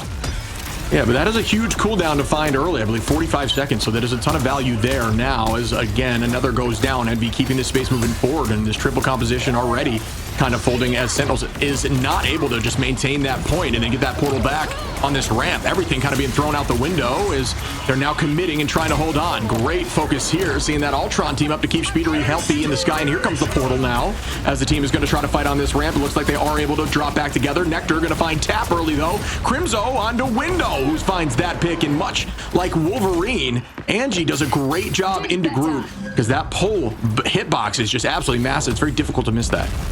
Speedery is going over to that Phoenix now, and this is the changeup. Luckily, sort of by proxy of Sentinels protecting that Doctor Strange, they at least get an anchor hero, right? You can't play Mag, you can't play Groot, you also can't play Emma Frost. The last character you have to select there is that Doctor Strange that we protected earlier. So now that Techie's on that hero instead of on Venom, that should give them a little more stabilization towards that objective, towards that cart, to maybe buy more time for Crimson to set up. And that's a great pull here immediately. Good focus. Unfortunately, not able to find that pick. As out we go. Window going to find that pick onto Avery now. Speedery onto Renko. Speedery going to be now on the Phoenix, an incredibly strong hero in the current meta. And that is being shown by that early pick as the team is still walking forward. Speedery onto Nectar now. Make that 2. Avery finds Speedery though. Window onto Techie. The trade fest begins, but still Envy up in numbers as Tap takes out Avery once more. Now walking forward. The rocket falls from the side of Aramori. Goodbye to that res, which was used right prior, and at this point I do believe they should be able to get there, but Renko holding on to Jeff. It's Jeff ready, but will that be able to land as the touch almost comes through from Crimzo? It does. The whole team getting back to point. Out we go with the It's Jeff. Does this find a pick? It's matched right back. Renko finds 3. Can he get off map? We'll find shortly. Try to find this off angle, and down goes 1 as the side of Tap in the downtown throw. Make that 2. Great play here by Renko. Yep, huge Jeff with the follow-up from the entanglement of Crimzo's ultimate on Angela. So that team up, you know, they did everything they could on Envy's side. They broke the Javelin, right? They come back through trying to sort of disengage it, but the damage is already done. Jeff opened his mouth wide, swallowed them whole, and 3 people off the map almost. It's only 1 because everybody else has mobility on the side of Envy. But now they walk in with ults in this upcoming fight. We'll see how they do. Huge combination from Sentinels. A minute left on the clock now for Team Envy. The beautiful dance of Jeff trying to juke every cooldown in the game as they have a full team inside of Jeff's mouth. And you saw once more the Feast of the Abyss right onto Renko. Or excuse me, on a month does fall. Avery up, finds Kalush. 2 numbers here for Sentinels on the defense. Once again, this retake has been obscene. Really well done by Sentinels, who are now again up in ultimates. Almost 4 available. Speedery gonna force out the Ensong Inferno. Sentinels looking like a team that is playing lights out as Nectar gets a pick on a Speedery. And again, they're up in numbers with 20 seconds on. Yeah, McGravy's got these guys playing at a high level. I mean, Envy looking a little bit lost, leaving Month behind. He's got Invisible Boundary. They also have to commit another. Oh, but oh my God, they're stuck again due to a huge combination from Avery. And then Renko swallows them up after the last stand, stuns them all. Wait, he doesn't get off the map though. He didn't get him off the map. Found 1 with Tap on that second, but it does get traded, and that's... Oh, he couldn't get back the point! So it was a huge play there, and wow, that is wild to see Sentinels with definitely a different comp than I would expect here on the triple, using that Angela and finding so much success with the Jeff, the It's Jeff combination. Renko with 2 3-man eats. Absolutely obscene. What a defense by Sentinels. Can Envy do the same? Yeah, give Sentinels a week, and this is what happens. It looks like Renko looks to be leveled up on the Jeff, and they were good already last week, right? But this week, I think that we, see those combinations, right? That's kind of the way forward for a lot of the teams, is you combine with stuns, you combine with CC. Everybody's hit by the last stand. They're all stunned for a few seconds. Renko comes through, then can swallow them up for free, right? In all these shadows. And Sentinels on this map, they're making Envy look so uncomfortable, right? Taking a look at the draft phase. I was maybe a little bit worried about Sentinels draft because of the fact they let the Phoenix go through. But at the end of the day, really, they just kind of played the team comp to such a high level. And that's something I did not expect out of Sentinels this early on and how, this team has been shaped together. Right now, they're looking so good versus Envy, who on this map really have just been historically favored. Yeah, they clearly have been working on these triple comps, and again, that was just beautifully well played. Just a ton of patience on the retake at that last moment too, with a meter on before that first point was given up, and still able to heavily commit with that combination. Like you mentioned, Angela going to be followed up by the It's Jeff as we start off now. The portal play potential right here from Techie. who is going to try to wall off some certain zones, and the team read that like a textbook. Good work there by the side of Envy, who drops away from that play, but there still is some LOS blocking there, and that's not a bad idea. Avery going to find Speedery early on. It clearly worked out for him. Tap going to be bringing that res right back on the Jeff Techie under window now to try to make them again up in numbers as Sentinels are walking themselves forward, dealing a ton of damage onto Kaluge, and they're keeping this going. Nectar on the Magic. Magic historically does very well into these triple Vanguard compositions, simply due to the nature of those damage rotations, the combinations, animation cancels, and how strong you can be. And as I say that, caster curse to the max. Month finds that pick. Well, this is the worry. I feel like Envy used to run these sort of Ultron comps, and they're realizing that Ultron maybe was not as strong as we once thought, right? And for Envy's team, they have to figure it out. A minute left on the clock. Sentinels have built up ults. You know, they can constantly pressure out your backline. The flexibility has been a big reason to Sentinel's success, as they've already built up that Kraken impact.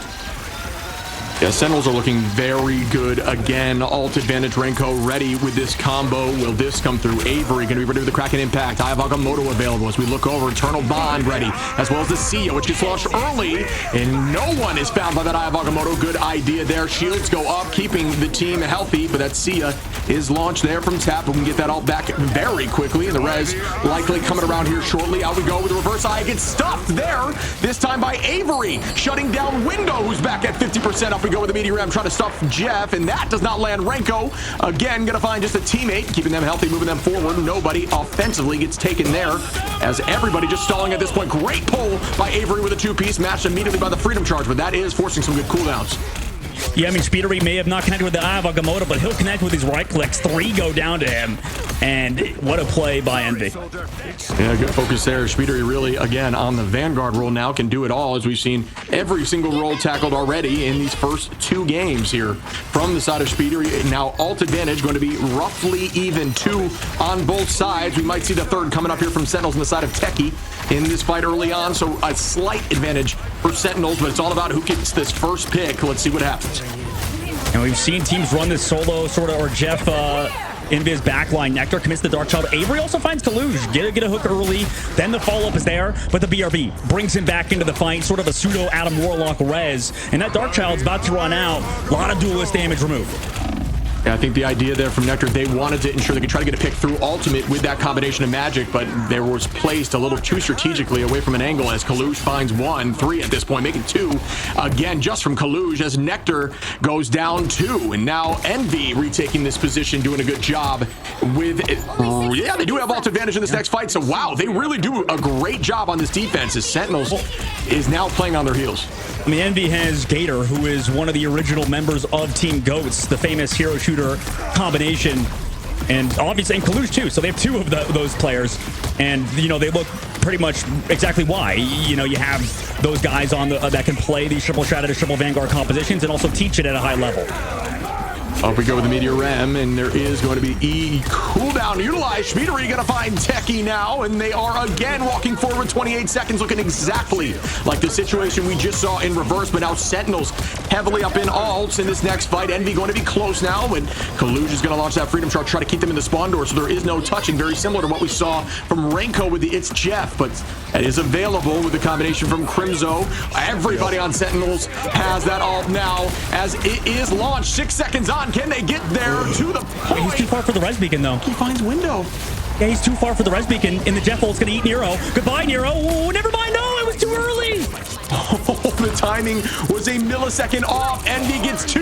Will they be able to take this W now as we launch everything? The Kraken impact goes out now for Avery, and the invisible boundary holding on over time is now ticking down slowly. Up we go in the sky with the Ensong Inferno. Month consistently looking up, ready to break it. It does not get broken, but it does not find too much value. Speedery now, eyes on. Portal comes out.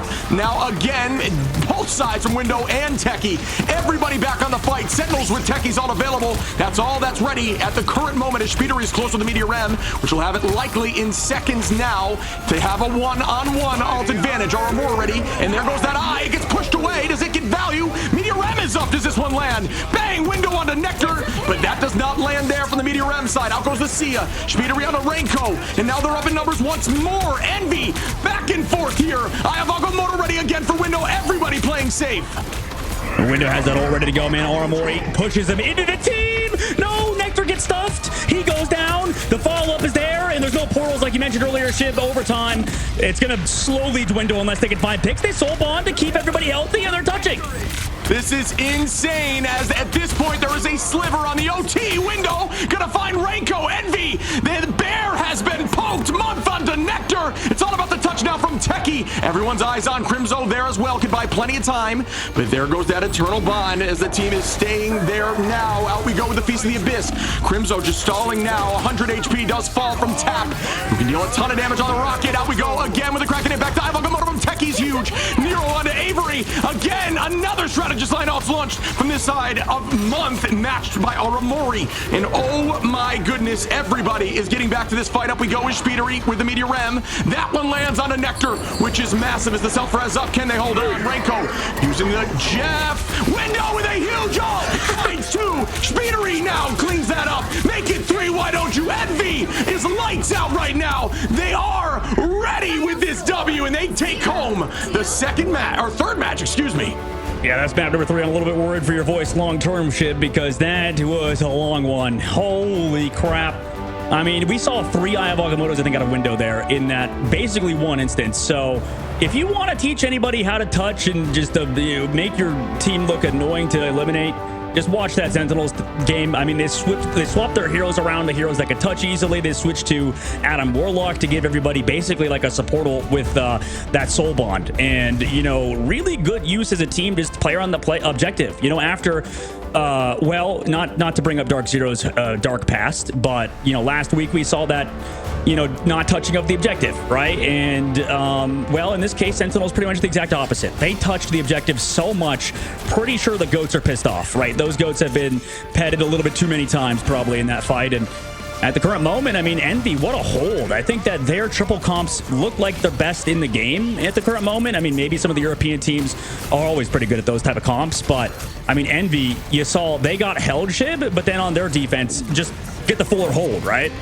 Yeah, I mean, again, I mean, this is insane. First off, great ult here by Renko. Unfortunately, not able to find an off map, just one there on a tap. But I mean, the trading back and forth, Speedery 25-3 with 12 finals there. On Magneto the entire time is, well, obviously there on the defense at least was huge, and they could not even get past that ramp position. A very defensible spot, and this just shows you how good Envy is at these triple comps, and there's got to be a solution, but teams are still trying to figure it out. And I'll tell you what, I did believe Sentinels had that opportunity. I thought after that first matchup on their hold that they might be the team that shuts that down, similar to what we saw with Fly. Speedery here with that MVP, exactly like I discussed, 12 finals, the next closest being 8 from Windows. So very much a Vanguard walking here.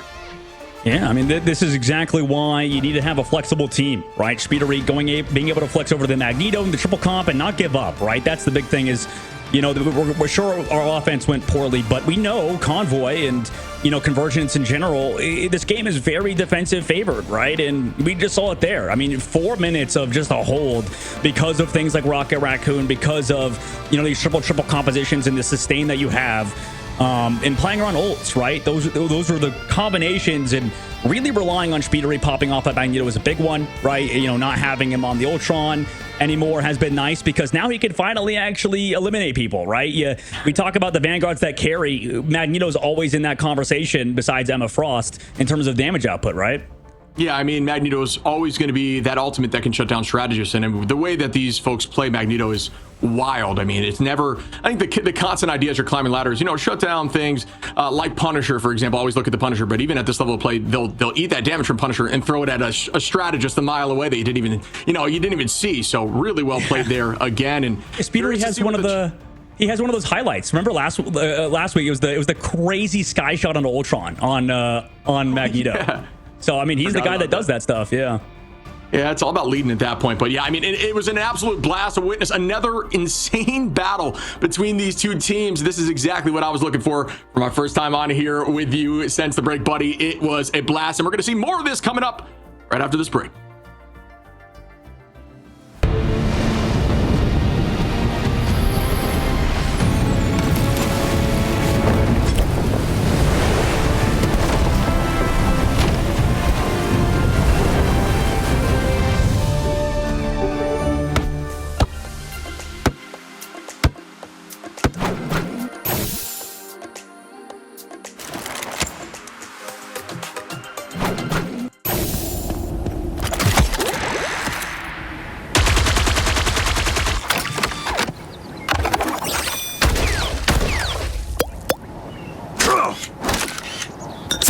Smoke screen! I'm hunkering down.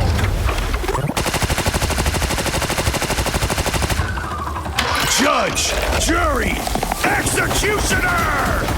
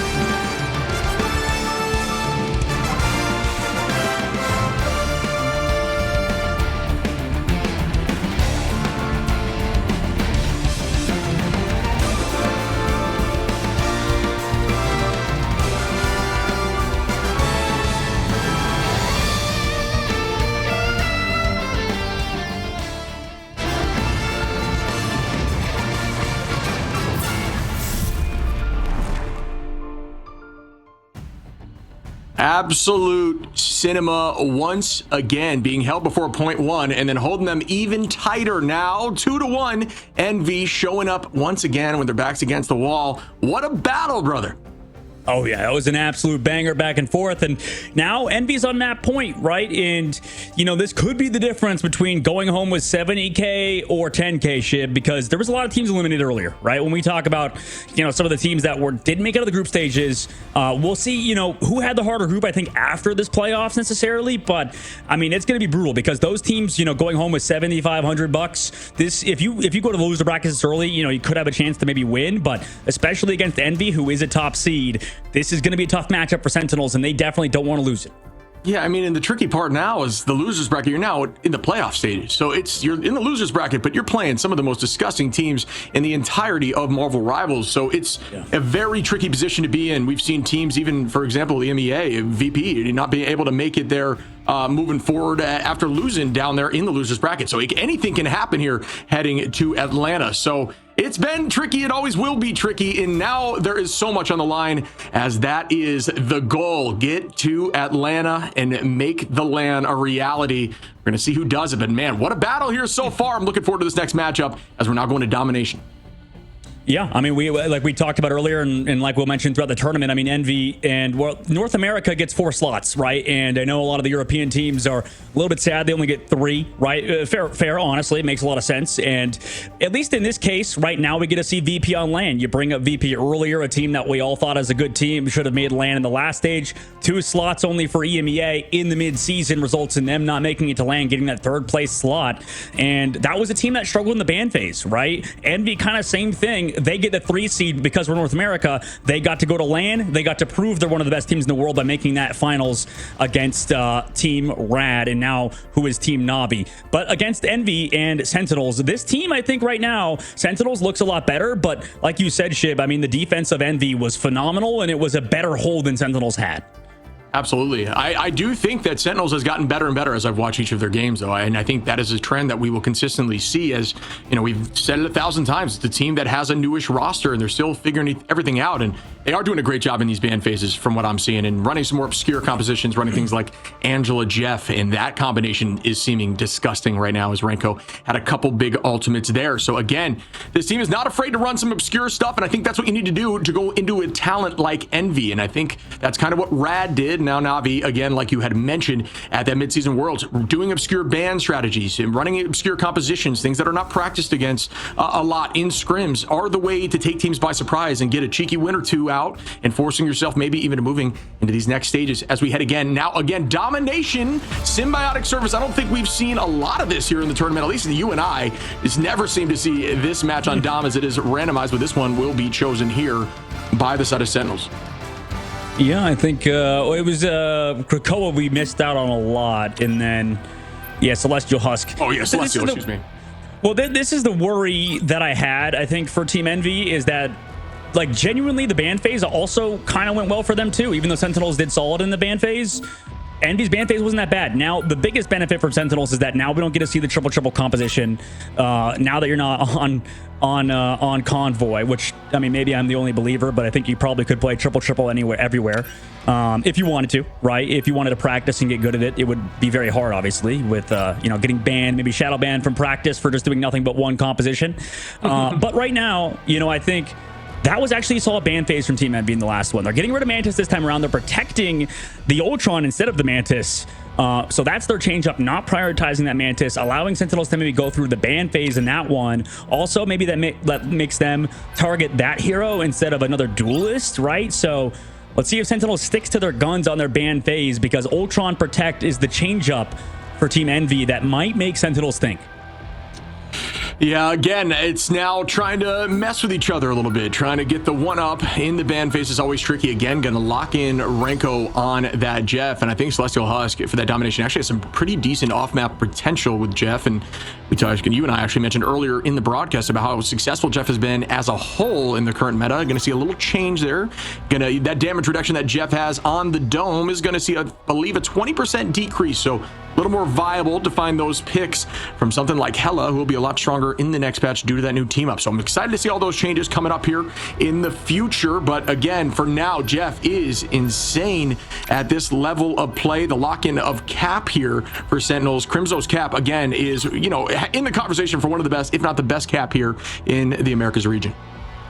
For sure, he's really good, and I think the benefit for Crimso was last stage or last time the strategy against Sentinels was ban out Crimso's hero pool, and since then he's had more time to progress and figure out other heroes. Envy banning out Phoenix at the very end, doing a very similar ban phase to Sentinels and keeping Phoenix this time around, adapting in that way. I didn't expect that. Personally, I still think it's probably the best to just maybe ban out Crimso's hero pool, but this is a solid alternative for Team Envy. You know, we'll see if it pans out for them, that they get that Phoenix Protect. Sentinels maybe not expecting that as well, maybe expecting the Mantis Protect. So they just go for that Mantis ban outright, but for Team Envy, they haven't wanted to play that anyways. And at the current moment, I think the biggest problem for Sentinels, it's not a problem necessarily, but the biggest strength for Sentinels is that they're really good, I think, in these front-to-back style compositions when they get to play the Adam Warlock, when they get to play, you know, Mantis alongside, you know, Luna Snow and Invisible Woman. These all benefit Sentinels, I think, and forcing them to play more dive characters could be pretty good. But regardless, for Team Envy, they're going to prioritize on those duelists, take the priority, or take the strong duelists out of the game into a domination where, you know, we've seen many times over, duelists can hard carry games sometimes, Ship. Yeah, absolutely. Especially, yeah, I mean, even, you know, duelists, absolutely, but even things like damage boosted Ultron. But yes, there's so many strong duelists right now. It's difficult to really fine-tune and lock in on a ban strategy for duelists, especially with Torch and Phoenix being as strong as they are, Bucky being incredibly strong. The list goes on. You know, you even see some play here of Punisher in certain moments. We've seen some more unique stuff. I mean, there's been a lot of duelists that are in the current state of the quote-unquote meta and are played at this level of play. And I mean, to me, that indicates a very strong level of the game. Granted, Triple Strategist is definitely in the conversation for the best composition you can run, as we are going to see teams running that right now. And, you know, I have seen it the entire tournament. But again, we will see that shift up coming up in a future patch as they're constantly trying to shake up the meta. But again, at this state in the duelist meta, as we're seeing here, even bringing Hella out, there's so many potential picks, and they're all viable. Nectar has already played a ton of different duels, even Magic in that last matchup. Yeah, they're mixing it up for sure. That flexibility is something Sentinels has prioritized in terms of the players they pick up. And oh my gosh, Crim's already forced to use that E super early.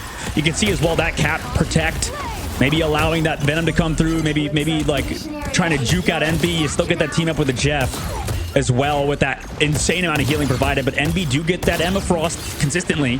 And Kaluj already putting pressure on that point, allowing Tap to kind of create space on these off angles. Yeah, these off angles here with Phoenix have been incredibly oppressive, and this is exactly how you should play these hit scan heroes, folks. If you're trying to climb ladder, these off angles looking at the back line, forcing eyes away, and those strategists, excuse me, to be looking in different directions and not their front line is huge. As Window now finds a two-piece there, keeping the team healthy. Walking forward is going to be Speedery ready here with that Rage of Ultron to commit, but Tap is a demon right now, finds another onto Crimzo, Kaluj onto Nectar, and that'll be the team and the point here being held on as Envy is already roughly at 20%. I don't think we've seen a team actually hard prioritize these team ups as much as Team Sentinels does. I mean, they're going over and we're committing Nectar over to the Hella. So, I mean, they wanted that full team up with the Venom, Jeff, and the Hella. Now they're going to go off of it, go over to Captain America, go over to Psylocke, go over to that Emma Frost for Techie. And now they're going to set up maybe for those dives on a Nectar. The last time we seen Team Envy run that Psylocke, it didn't really work out that well, especially against Envy's sort of hard counter dive comp. Yeah, I think Psylocke is in a tricky spot right now, although it can be very strong. Oh, and as I say that again, Caster Curse on tap, early pick there from the side of Nectar. But yeah, you know, it's not nearly as valuable as we'll see with this next patch, and you get essentially a whole nother swing in that Dance of the Butterfly with that damage increase in terms of raw damage numbers, almost a whole nother swing. So it goes from 8 to virtually 9, even though it's still going to be 8, just through that damage. And you can sweep right through strategists if you play it correctly, even more of a speed boost. And here we go with that Dance of the Butterfly now on the back line. Nero is going to fall. That's one Avery onto Month. Nectar again onto Speedery. That was a massive dance. Now Nectar trying to find another pick here on a Tap, who does get that done. Well done by Nectar. Avery climbing up Window now, and although already Envy at 73%, that is virtually what they're looking for, and we'll have roughly the same ults going in to Sentinels in this next fight. Yeah, I wonder why Month didn't commit the invisible boundary there. Maybe he did what, again, I think Nero and Month sometimes are like desynced, where, you know, Nero will go with sometimes Eternal Bond, sometimes on Luna in this case, and then just leave Month behind. So some like communication lapse there. Sometimes it's easy to get left behind on strategists. With the pace of this game, it's so fast. And Month, he's going to be one of the heroes this fight with his own invisible boundary, depending on when he uses it coming up, as it's the only strategist ult for Team Envy on this re-engage. And we'll start now. Feast of Abyss goes out there from Window. It does get a ton in terms of raw healing value, but not a lot in terms of KO potential. Crimzo doing what Crimzo does. Very oppressive there on the cap. Avery holding the high side angle. Renko still holding on to the cap. He's still going to get that pick on Month. Month unable to use that boundary once again, like you had mentioned. 50% on here for Sentinels. Techie and Avery are going to find one each. Nectar now onto Speedery, Crimzo onto Window, and Kaluj going to drop off for the reset. But at this point, it is going to be a fight here for the 70% battle, and it's getting into one fight territory until that teleport comes in from Strange. And Month's still holding on to it, so he's very greedy with it. He doesn't really want to use it until he's like the last strategist alive. You could tell Speedery starts things off, Nero's then the follow up, and then Month is there, unless they have full point control. And right now, I mean, Avery also looks so good on Ultron alongside Renko on Jeff. That tandem has been perfect for them. Now in this upcoming fight, they still have some else to work with, but Envy have been saving onto their bank. And in the Strange position right now, Renko is essentially holding on to that It's Jeff until the right moment, which is definitely, oh, wow, Avery with that pick on a Speedery, and I believe that shut down at all it did. Speedery not going to be able to use that Rage anymore. Tap going to have to reset. Numbers back in Sentinel's favor as the pick comes through and evens it out, and Psych I lied. Now they're up as Tap going to find Renko, and Envy is now up in numbers, holding on here with that animation cancel. Just absolutely insane to see the spinning top. Aramori goes low. Techie, though, going to find Month once again, doing a great job on these strategist picks here. Tap still trying to maintain his position, but 99% here for Sentinels. Envy trying to get that percentage back. Window going to start up here with the Freedom Charge. Kaluj onto Renko now with another strategist pick, and Tap onto Techie. And we will see a 99-99 battle coming here. And what do you know? The storybook battles between these two teams continue. Yeah, but they committed everything there. Dude, Envy is so greedy. I mean, they'll lose Speedery even in his Ultron's Rage because they just want to make sure they started off with Ultron's Rage, then Dance Floor, and then Month's Invisible Boundary. Now in the upcoming fight, they have nothing again, right? Because of what happened in the previous fight, but they do have point control. That's the biggest thing. Can Sentinels find value with the Zitch Jeff and with starting off from Avery? They've done it before, but Avery's going to have to go huge in this upcoming fight versus Speedery, one of the best players in the game. Essentially saying there's no versatility in the rotation. It needs to be consistent, which is definitely a flaw if that is the case now. Avery up in the sky. Very low here for Month. Nectar with a huge two-piece. Out we go with Renko, who is going to fall there from Speedery. Tap onto Aramori, and that's traded right back. Nero onto Nectar. Avery onto Tap. And it's even once again as they're holding on to the point. 99-99 as discussed. Out we go with the Rage of Ultron, trying to bide some time. It's going to be matched right back and still holding on here. Crimzo on point, maintaining that position, waiting for the team to get back. Still holding on with a ton of HP, but it's gonna be very low now. Great positioning, retake, and rotation onto point. As again, now Techie is maintaining that position. Now we go with a Freedom Charge from Crimzo, who was holding on with no ultimate for that long with Wild. Speedery, though, gonna find Avery, and now they're up in numbers. Sonic Seduction trying to find Speedery in the sky. Not gonna be able to do so. Great positioning there. Speedery right back and takes out Techie, and that's gonna be enough for the first point here on domination. The task was too difficult for Avery to overcome. And the Sentinel squad, I mean, they did a good job, I think. Like, they set up the early fight well, and they go for that dive on the back line. But then Envy, you know, they traded it out. Their win condition, you know, really came to fruition, just diving onto Aramori, making sure their backline wasn't safe. And, you know, you could even see the Speedery just at the end of it with that Ultron's Rage built it up so quickly and was able to kind of collapse at the right time on the Sentinels. So right now, things are working out for Envy. That's the biggest thing, is that Sentinels, I think they're not greedy enough sometimes, where they're just kind of like chucking out ults right sometimes and just trying to build them up, and then Nectar going for those early aggressive plays on Psylocke. And then for Envy's side, you know, they really want the sequencing to be done well, and eventually it pans out in the long run, but man, it gets damn close as that first round goes their way. Yeah, again, at this point, it has been so back and forth, and it always comes down to these clutch final fights and who gets the value early on. I do think Envy was very much in a position there with that portal to hold on and be in an advantage, but I think Crimzo did a great job of essentially stalling as Cap, which, you know, is exactly what Cap does. And Avery should have lived there, Shib. Like, he was just a little bit too high, didn't get that Captain America charge, and Speedery just two-taps him. Yeah. Yeah, it's the cooldown rotation. It's the difficulty of the panic alt there on the side of when you need to just maintain that position. Oh, and here we go. Is Avery going to start here with the Rage of Ultron? Nectar going to follow up and take out Nero. Window committing the Freedom Charge as Envy is now down a number. But will this maintain? Aramori holding on here to the fate, and that is going to be a huge dance floor at the current moment as Tap is ready with Ensong Inferno. Alt's going to be very close here for Speedery, Kaluge, and Month as they are now going to match that right back. Speedery going to launch that Q, forces out the dance floor from Aramori, and the battles begin. Matched right back from Month with that invisible boundary. Yeah, nice job with that. They're able to come back in. Here comes a Jeffel on the opposite side, too, slowing down everybody else, the main force. Oh, my God. Nectar, though, comes on the backside, dives onto Nero, who has that drone. Everybody patty-caking it, but it's resulting in everybody going down. Tap trades back one. Nectar, again, finding value through that dance on the butterfly is wild. That's another pick there, even through those strategies. And that is a great freeze that Avery capitalizes on. Goodbye to Tap there now. And again, holding on Crimzo onto Window. Going to get this point early on, and Sentinels are now bouncing back. They want to try to even the odds on domination and send it to map 3 once again. Yeah, huge first take. We've seen the team, I think even more so than other hero shooters, that wins the point first, win the entire round more often than not. And another thing in the last fight is the same thing with that Sentinels dealt with Crimzo losing Avery in the middle of the fight of the Freedom Charge. Window loses his own backline during it. And maybe that's just the negative side of these overhealth, you know, ultimates, right? Rocket Raccoon, Mantis, Captain America. Do they take a little bit too long to sort of proc and keep your team healthy, whereas Luna Snowball can instantly boost your health up? And there's a conversation to say that when those ults are being used, things like Ultron, who now deals more damage into that overhealth, it may get more value, and it does kind of, you know, although it doesn't find a lot of picks, it still puts enough pressure to where your team can follow up and get a pick through it. Crimzo now going to bring out the Freedom Charge, try to keep the team healthy, but Kalush gets that pick, and out we go with the Psionic onto the back line here from Techie, shielded up to block that right back. Very low now at 90 HP, 51% on here for Sentinels, but Speeder with a two-piece. Tap going to find Techie now. Make it 3, why don't you, from Speedery, soon to be 4. Absolutely disgusting here on Ultron by Speedery as they take this point right back. Only 57% on there for Sentinels, which frankly is not enough for that first hold to feel comfortable. It's the same thing, man. Shib, it seems like every time these Freedom Charges come out, somebody still goes down. And Avery in that fight, again, was the first one to fall.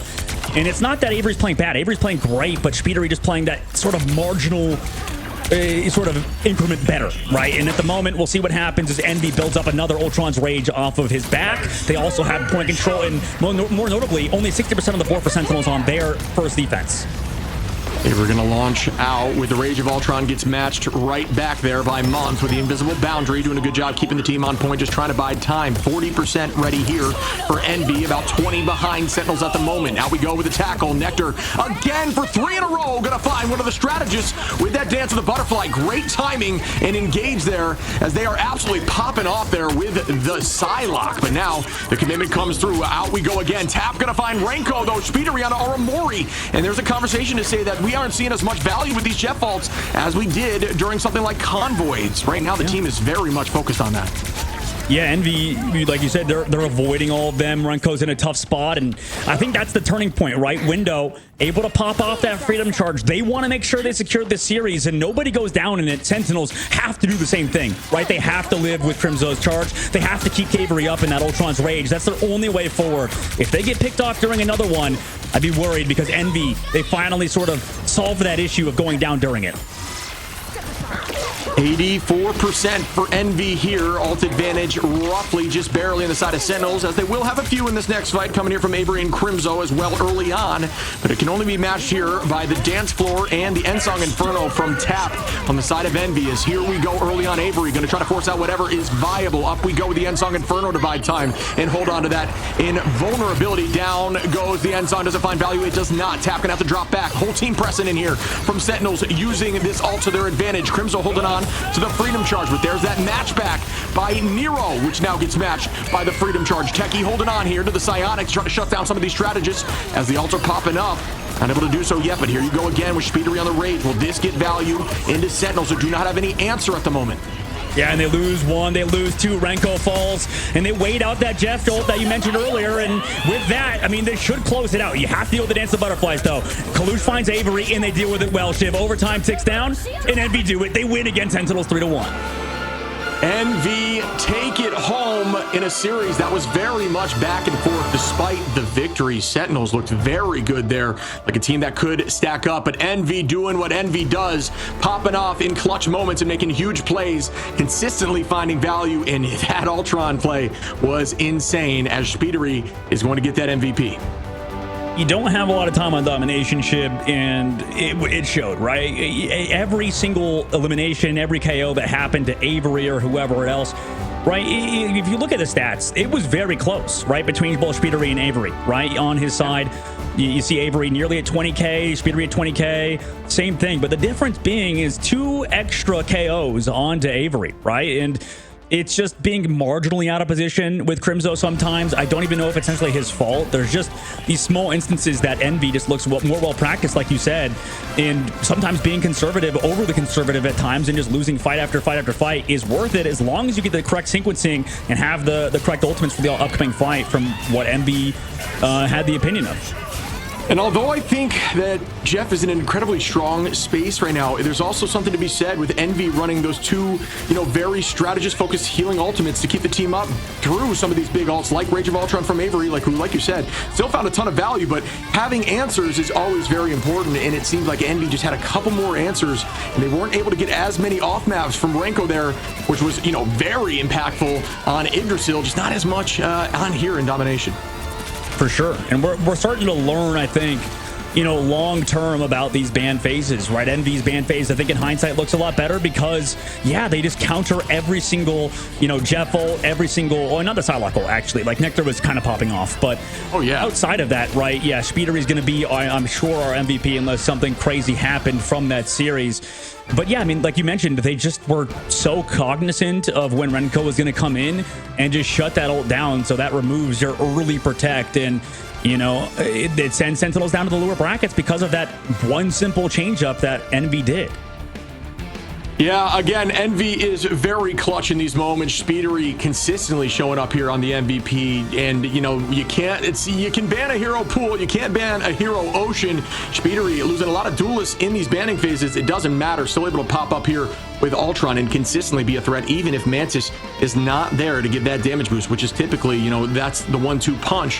When it comes to Ultron, it's not necessary when you can hit shots like that. We saw that 4-piece there was obscene. So well done on that MVP by Speedery.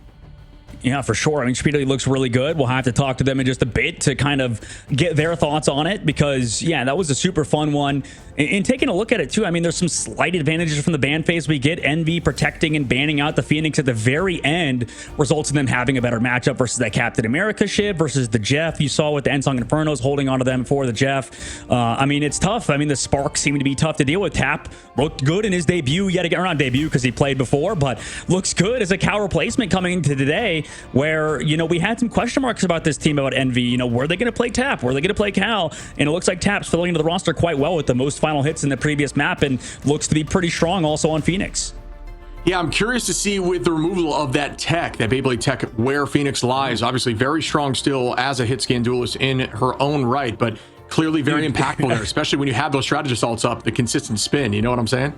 Yeah, no, dude, I guarantee you go to like the subreddit for Phoenix mains and they're like, actually, Phoenix needed a buff, I think, from that last patch. And we're like, okay, dude, you're crazy. You sound delusional. That's everybody. That's like that. We're waiting for Tap, by the way, to come alongside in this interview. It's going to be awesome talking to him.